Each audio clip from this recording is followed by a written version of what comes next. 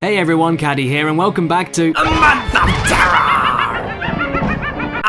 Yes, I know it's November, please shut up, I've been on break and it just so happens that Halloween was on a Tuesday and not a Wednesday, so give me a break, it's still spooky on this channel until I say it is. Anyway, today I'll be reviewing The Evil Within 2 one day after Halloween, in case you were looking for something spooky to play, because, well, this game spooked me out a little bit. It wasn't drop dead terrifying or anything, but I'd be lying if I said this game didn't catch me off guard, especially after the first game. The first Evil Within was a game that I really liked, so much so that I included it on a top 10 horror games list I did a while ago, although not because it was a scary survival horror game, but more because it was a fantabulous and over-the-top celebration of Western and Japanese horror tropes meshed into a very fun third-person action game. It was constantly engaging and surprising, but definitely could have been something more. It was a little bit too discount Resident Evil 4 to be anything special, but the unexpected sequel, this is much more survival horror, and I was more nervous than I ever would have anticipated after the fast-paced ridiculousness of the original game, going for a more Last of Us mixed with Silent Hill style, and all the while looking and sounding fucking fantastic. Spoilers, alright, okay, nice. I did play this game on PS4 Pro, and it ran beautifully, much better than the choppiness of the first game and without the stupid fucking letterboxing at launch. There were slight graphical pop-ins on this version that are definitely noticeable, but nothing too bad all things considered, and any little hiccups are masked perfectly by the gooey reflective gore, gruesome enemy designs, and totally beautiful lighting that really adds to the dark and horrific atmosphere. All topped off with squelchy and monstrous sound design, making the most faraway distant enemies feel like they're completely surrounding you on every turn and making you constantly look around to check behind your shoulder for anything that might be following you. And you really will feel surrounded in The Evil Within 2, from the much more open game design and exploration being more rewarding than ever. To give you an idea on the difference between this game and the original, I spent a total of 6 to 7 hours on Chapter 3 alone here, from how much more open it is and how effective it was in unsettling me and how it made me play so slowly and cautiously. No joke, it took me 6 to 7 hours to get to Chapter 4, and not a single second of that felt pointless, dragged out, or wishy-washy. I was completely in the moment and tense from start to end looking around in this level. It's not even the biggest arena of a level to look around, but there's so much shit happening in it, and so many phenomenal levels of detail are condensed into every corner of it that it squeezes every single inch it can out of you. And the fact that you're at the start of the game at this point, barely upgraded with no decent weapons and less ammo than fingernails, makes it all the more horrifying. I won't lie, this game got to me in more than one instance in Chapter 3 alone, and in the more open levels later on. You can forget the extremely thin and repetitive corridor shooting from start to end in the previous game. Now, there's more moments of every single thing around your vicinity being dangerous, you struggling to see in the dark alleyways, everything running so fast after you, and everything being capable of killing you in a few hits, with rare opportunities for you to heal and difficult moments of picking between wasting your ammo trying to hit an alerted enemy's head, or risk sinking more bullets into their bodies in a panicked rush and taking ages to kill them. Enemies will also reappear in previously explored areas to jump you, and with your early game weakness and unease with this new open gameplay style, it can genuinely be quite frightening knowing a jump scare could potentially kill you, which makes them all the more effective. It's unknown, foreboding, oppressive from every angle, filled with traps and puzzles that affect the entire area around you. Seriously, I could go on for ages about the genius design of Chapter 3 of this game. It's like 5 chapters from the original game squeezed into one, and unfortunately the game never really reaches this peak of quality again, in my opinion. Don't read that as that this is the only good bit of the game though, far from it, and to be honest I spent more time in this one chapter here than 2 playthroughs of The Order 1886 and enjoyed my time more.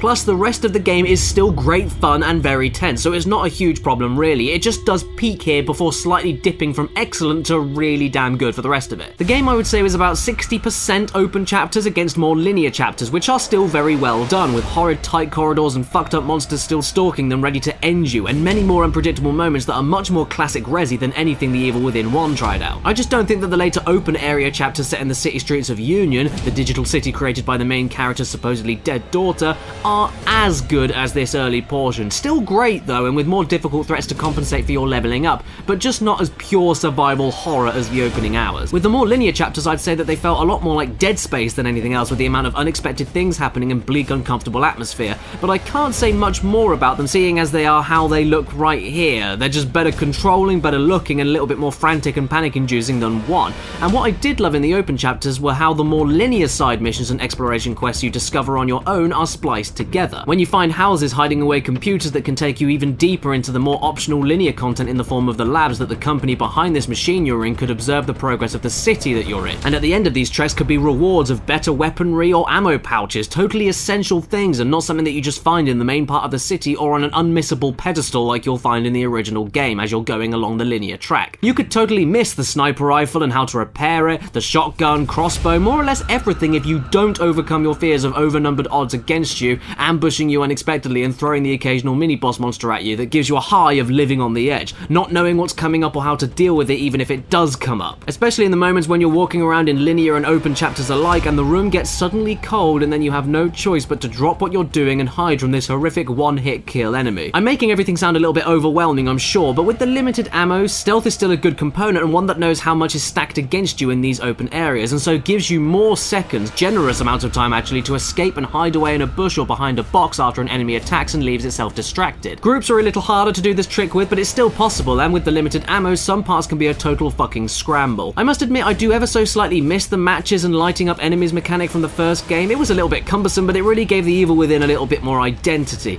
But I do totally understand them getting rid of this mechanic now it's gone for more open areas. That'd be just too much to worry about. There's a really great back and forth system between the free levels that give you little direction at all and the funneled levels that take you on more obvious tracks, since it's the linear areas that are the more familiar and easier to accomplish, but only if you went out of your way to scrape past the more difficult open areas beforehand top to bottom and make yourself a little uneasy, risking your life for the essential gear that you need in order for the rest of the game to be as enjoyable. And this also leaves more choices up to the player. Do you bother spending hours in the grass waiting for something to grab you and peeking around the corners of broken homes so that you're ready for these more intense, faster sequences? Or do you skip a lot of the optional stuff and give yourself a proper hardcore challenge for later? There's also a crafting system in this game and it's simple, non-intrusive and totally essential, rewarding even more exploration down roads and warehouses you aren't too sure about going down. And so you're left with more questions. Do you craft ammo and health on the field using more resources, or save your things for when you next reach a safe house but then risk having low defense when out and about? A problem I had a lot of the time was that I chose to craft tons of ammo but then ended up finding more ammo than I expected in the world but unable to carry them until I got more ammo pouches. So the next time I do this, should I go back and craft tons of ammo next time just to be safe, or risk wasting all of those crafting materials when I could have just found what I needed through fighting in the game? This is something the original game just didn't have, and I found it very cool, and all of the things that carry on from the more linear heavy games like enemy looting and such work in both styles of gameplay on offer here to give you a true sense of getting stronger in the game itself as you get better playing at it. You get huge bonuses and rewards for killing enemies, but it is a huge ammo and health risk trying to get them. You can ignore nearly every enemy in the game or choose to fight, and going back to open chapter specifically, you can choose to use a lot of ammo and health, saving a random citizen calling for help and get more bonuses, or just leave them to it. Same going for the other side quest characters, and they aren't just an awesome detail making this entire city feel alive or dead, but also contribute to your main character, Sebastian's, quest for more weapons, items, and more actual side stories that mix nicely into a more interesting story than one, about kidnapping, lying, guilt, and betrayal, that was all hinted at in the last game but now gets a satisfying exploration of with genuinely interesting character moments mashing into the campiness and silly factor. And here the silliness works very well. The story of the original was stupid, but now it's totally fucking bonkers. You need to understand that it is what you're getting yourself into. From the second Sebastian Castellanos opens his mouth and only gets gruffer and rougher in his dialogue the longer the game goes on, the more ridiculous it feels and the more I fell in love with him. Everything happens in this story, from old friends that are actually villains but now want redemption, crazy heads of corporations that will kill you if you don't follow their orders, insane frustrated artists that use time freezing and gore to create their art, people that were sent in from the mysterious company to do exactly what you're trying to do in this game but being driven mad from all the evil around them and using godlike powers they've obtained to try and stop you, and as you can imagine this leads to very creative monsters, bosses, and scares. The first game was silly but took itself a little too seriously, whereas now 2 is totally confident in the tone it wants to set and follows the ideas from the first game wonderfully, with all the hooking yourself into machines to dive into someone's mind shit being taken to illogical extremes. Even one of the ending portions of the game is a boss rush against 3 of the more iconic creatures from the original game in fast, speed dating, one after the other styled puzzles and fights